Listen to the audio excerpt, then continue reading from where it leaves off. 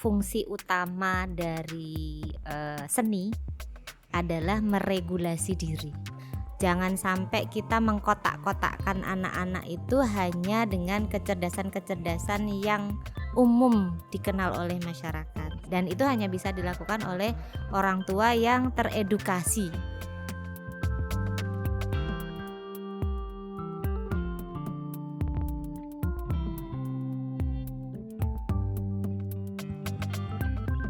Assalamualaikum warahmatullahi wabarakatuh. Waalaikumsalam warahmatullahi wabarakatuh. Mbak Intan saya menyebutnya ya. Malam ini kita sahabat Palakali kedatangan tamu spesial Dr. Setiawati Intan Safitri MSI gitu ya.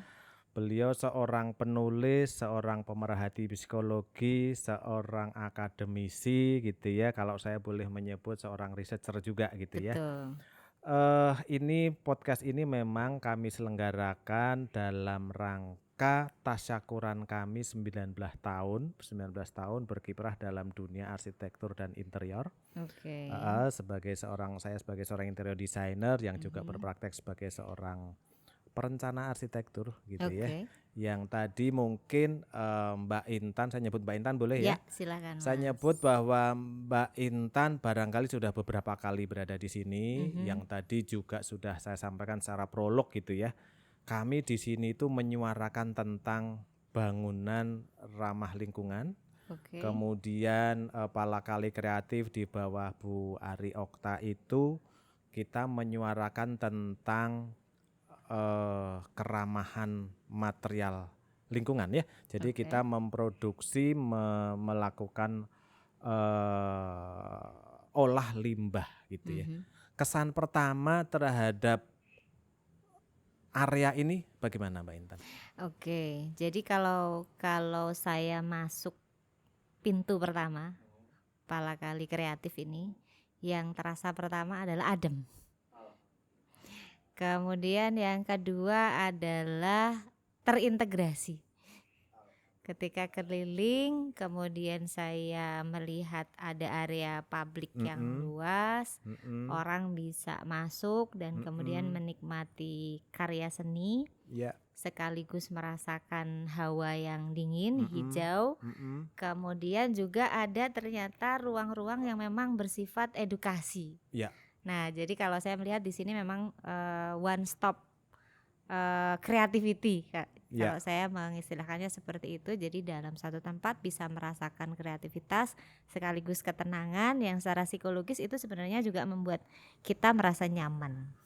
Itu. Ya, terima kasih. Sebagai seorang psikolog gitu ya Mbak Intan ya, bahwa tadi kita sudah mendahului dengan bincang-bincang sore bersama para tamu kita tadi di bawah gitu ya, bahwa ada kaitannya antara seni dengan psikologi atau kebalikannya. Jadi sebenarnya bagaimana menurut kacamata Mbak Intan sebagai seorang psikolog? Ya, jadi seperti yang disampaikan di bawah tadi juga diskusi kita dan juga pertanyaan-pertanyaan dan diskusi dari para hadirin, memang fungsi utama dari seni adalah meregulasi diri. Ya, regulasi itu berarti kan dia mengatur gitu ya. Nah, fungsi pengaturan dalam diri melalui seni itu yang pertama disentuh adalah emosional. Jadi kalau orang melakukan kegiatan seni atau pekerja seni, biasanya dia terstimulus oleh segala sesuatu yang bersifat feeling atau perasaan. Kalau kita bicara perasaan berarti di situ ada kegembiraan, ada kesedihan, kadang-kala ada kemarahan, ada kekecewaan, tapi wujudnya adalah keindahan. Jadi wujud akhir adalah keindahan produksi yang itu ketika orang menikmati dia merasa senang, tenang dan indah. Gitu. Walaupun mungkin picunya adalah hal-hal yang sifatnya mungkin negatif gitu ya. Kayak kita misalnya orang patah hati. Itu kan kemudian ketika dia mengelola patah hatinya itu dengan lebih produktif, nanti akan muncul puisi, muncul lagu-lagu cinta. Itu awalnya dari situ. Jadi sebenarnya produk seni itu adalah produk dari rasa, dan itu ketika kita bisa mengelolanya dengan baik, dia akan menjadi produksi yang mungkin bisa dibisniskan, mengambil ada keuntungan finance lah dari situ.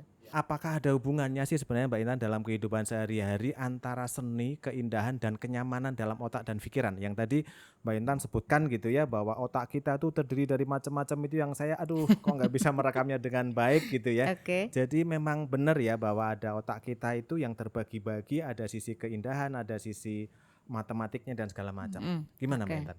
Ya, jadi kalau tadi bicara soal ciptaan Allah gitu ya, kemudian keberadaan pala kali di sini yang punya fokus kepada seni, dan tadi bicara ketika kita melihat hasil seninya anak-anak yang kreativitasnya berasal dari mereka-mereka yang bahkan berkebutuhan khusus pun bisa eh, melakukan interaksi dengan seni.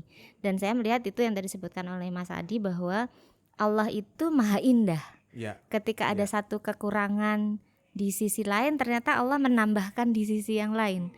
Jadi kalau melihat karyanya adik-adik dan binaannya Pala Kali Kreatif ini, itu sudah menunjukkan itu. Jadi filosofi bahwa Allah maha indah itu ya memang tidak ada yang sia-sia yang Ya, ya, diciptakan tidak oleh ada Allah ciptaan ini, yang tidak ada gagal yang ya. sia-sia, tidak ada yang namanya Iya. ciptaan gagal. Dan saya melihat seni adalah salah satu breakthrough-nya gitu ya. Jadi misalnya tadi diceritakan bahwa ada anak-anak yang diskalkulia, kemudian disleksia, tapi kemudian ternyata di sisi kecerdasan visualnya dia menonjol dan kemudian diasah oleh para pakar yang mungkin mengerti bahwa seni juga adalah bagian dari kecerdasan, itu kemudian menjadi optimal. Nah, saya lihat Pala Kali Kreatif sudah menyediakan layanan itu yang tidak hanya tidak murni seni untuk seni atau seni untuk bisnis, tapi juga seni untuk pengembangan diri. Terima kasih. Pala Kali kan tadi Mbak Intan ya bersama teman-teman sudah keliling Ya. bahwa kami mencoba proporsi antara ruang terbuka hijau dengan ruang yang terbangun itu lebih besar ruang terbuka hijau. Oke. Ya, dan banyak teman-teman dan sahabat Pala Kali yang hadir di sini merekam itu juga sebagai sebuah keindahan. Karena selain hijau gitu ya, punya makna-makna keindahan tertentu karena hadir alam secara tidak langsung dari ruang area yang kecil ini gitu ya. Bagaimana menurut Mbak Intan dari sisi kegembiraan dan apa yang didapat dari sisi apa itu namanya psikomotorik atau dan segala macam Mbak tentang ruang terbuka hijau itu? Iya, jadi pilihan untuk menjadi ruang terbuka hijau itu sebenarnya adalah pilihan yang berani ya, dan itu berarti sebenarnya adalah kalau di kami itu ada yang namanya Big Five Personality. Itu yang pertama adalah openness, keterbukaan. Keterbukaan. Jadi ketika kita menyediakan ruang publik yang luas, berarti person-person di dalamnya juga adalah orang-orang yang terbuka, open gitu ya. Baik, mudah-mudahan saya tepat ya mengatakan bahwa kemudian open, terbuka terhadap masyarakat di sekitar, terbuka terhadap perbedaan, terbuka terhadap kesulitan gitu ya, sehingga kemudian openness to experience ini bisa terlihat di ruang terbukanya Pala Kali.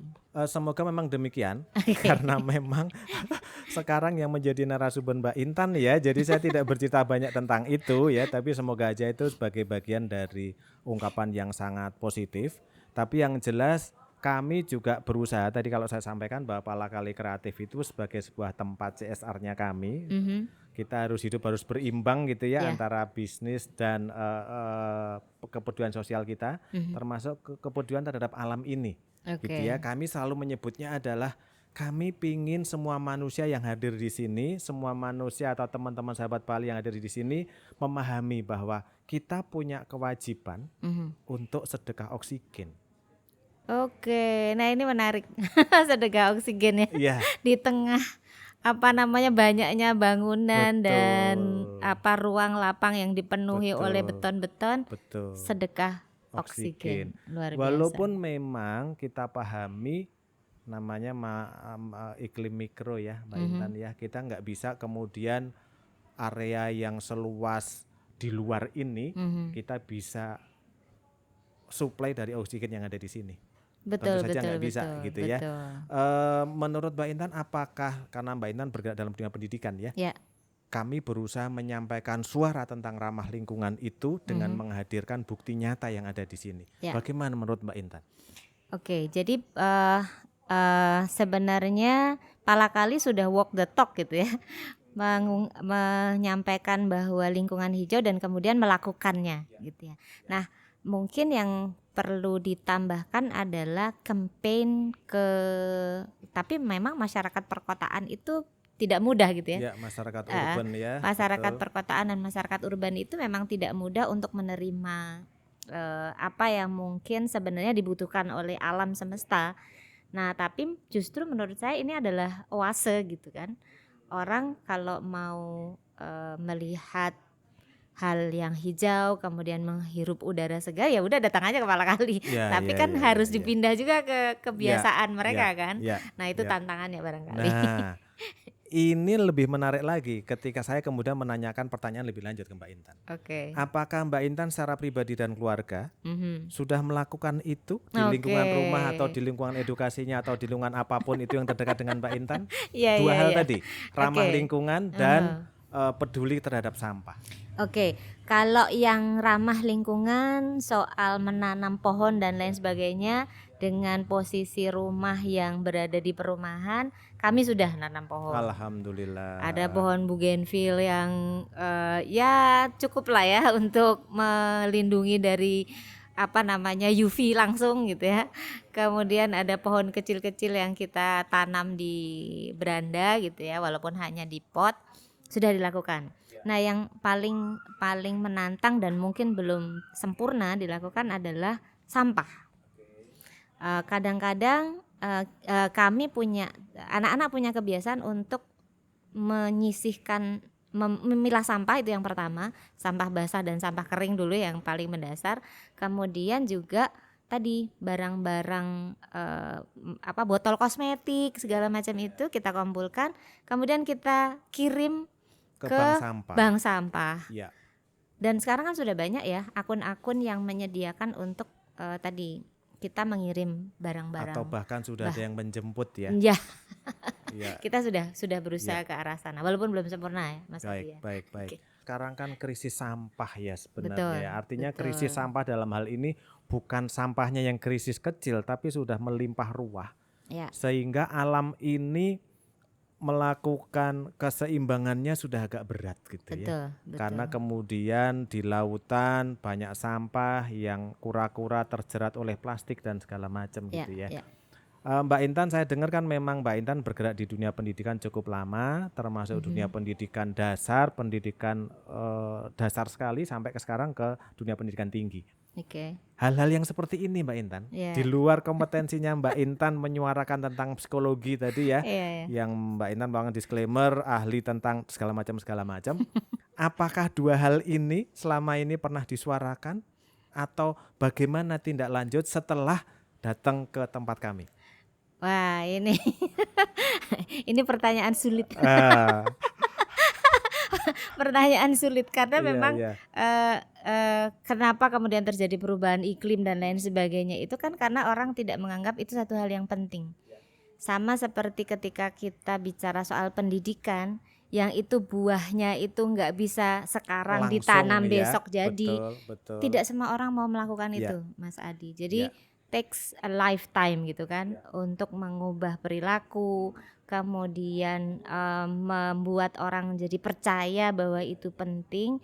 Jadi menurut saya Palakali Kreatif sudah melakukan, mudah-mudahan nanti gitu ya? Apa yang didapat dari sini itu bisa dipraktekkan kalau ke anak-anak mungkin ke cucu gitu ya. Gitu ya Mbak Intan ya. Itu harapannya kami sebenarnya untuk semua pengunjung yang ada di sini yang kami sebut sebagai sahabat Palakali ya. Sehingga kami memberikan pemahaman yang sama, kemudian melakukan action yang sama di tempatnya masing-masing.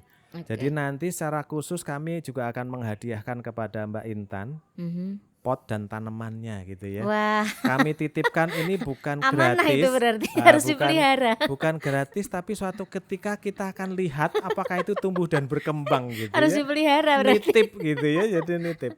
Dalam dunia pendidikan ya, dalam dunia Oke. pendidikan. Kalau dalam institusi yang Mbak Intan sekarang ngajar di sana, Oke. apakah pernah Mbak Intan melakukan komunikasi dengan fakultas lain atau departemen lain, atau bahkan Mbak Intan pernah mendengar kebijakan dari perguruan tinggi mengenai hal ini? Oke, kalau kampus saya Ya, boleh ya. disebut ya? Silahkan boleh. Mercu Buana Iya. itu adalah Green Campus. Alhamdulillah. Lift itu baru sekarang di 2023 ini ada. Semuanya jalan kaki Oh, dan iya, naik iya, tangga iya. 4 Iya, lantai. Itu iya, sudah iya. sehat Jadi ya liftnya berarti kan? dimatikan? Enggak, sebelumnya enggak. belum ada. Belum ada. Sekarang baru ada. Hmm. Nah, ini kemudian sebenarnya awalnya adalah Green Campus dan hampir semua area ada taman. Ada taman. Kalau saya pribadi di fakultas memang karena full gedung ya. Full gedung, yang paling mungkin dilakukan adalah pot-pot kecil. Oke. Pot-pot kecil. Oke. Nah, pot-pot kecil ini juga tantangan karena Ya. kadang-kadang yang nyiram cuman saya doang. Iya. Yang lain mungkin tidak terlalu peduli ya. Nah, Ya, seperti yang tadi saya sampaikan di awal bahwa takes a lifetime untuk mengerti bahwa kita itu nggak boleh take terus dari alam, Betul. tapi juga harus memberi. Betul. Wah, ini saya dengar luar biasa ya, dan saya senang sekali dengan hal itu.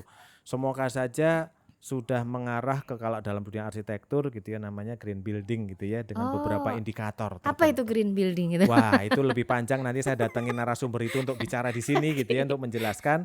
Nanti hasil podcastnya saya sampaikan ke Mbak Intan ya. Saya takut kalau ngomong karena saya bukan ahlinya ya. Oke. Salah satunya sebenarnya yang ngintip-ngintip sedikit bahwa indikator sebuah green building itu tidak hanya pepohonan, tetapi Apa itu? kemudian dia bisa saving energi.